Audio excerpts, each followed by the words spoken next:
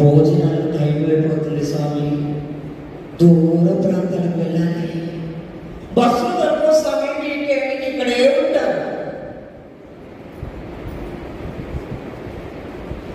అవి చేస్తుంటారు.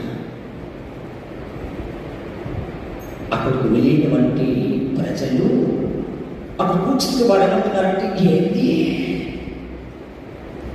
క్రీస్తు ప్రభు చెంతకి పాపులు సుంకరులు వారితో పాటు వెళ్ళి వారితో కూర్చొని భోజనం చేస్తున్నాడే. మనం కూడా అంతే. దేవుని సన్నిధికి వచ్చినప్పుడు కూడా 100% అదే చేస్తాను.